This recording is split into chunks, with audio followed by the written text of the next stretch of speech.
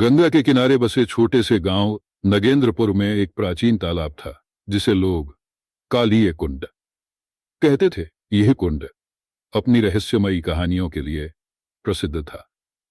लोग कहते थे कि यहाँ एक प्राचीन नाग का वास है जिसे कालीय नाग कहते हैं।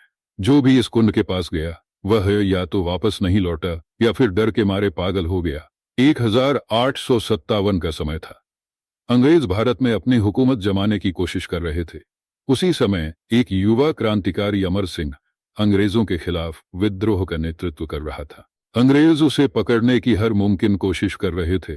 अमर सिंह ने नगेंद्रपुर में शरण ली, जहां उसने कालीय कुंड की कहानी सुनी।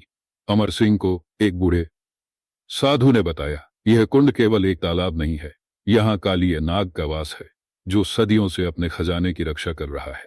अंग्रेज इस खजाने को पाने के लिए गांव के लोगों को परेशान कर रहे हैं। अगर यह खजाना उनके हाथ लग गया तो वे हमारी सभ्यता को नष्ट कर देंगे। अमर सिंह ने ठान लिया कि वह इस रहस्य को सुलझाएगा। रात का समय था। अमर सिंह ने अपने दो साथियों के साथ कुंड में उतरने की योजना बनाई। चारों तरफ सन्नाटा था, केवल झिंगुरों की आवाज गूंज रही थी।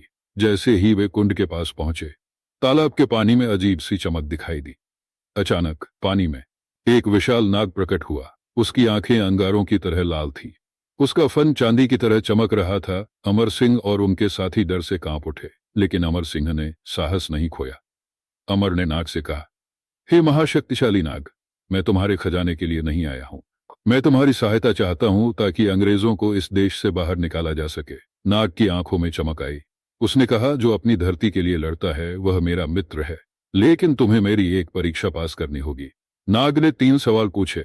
अमर सिंह ने अपनी बुद्धिमत्ता और साहस से सभी उत्तर दिए। नाग प्रसन्न हुआ और बोला, यह खजाना तुम्हारा नहीं है, लेकिन मैं तुम्हें वह शक्ति दूंगा जिससे तुम अपने दुश्मनों को परास्त कर सको।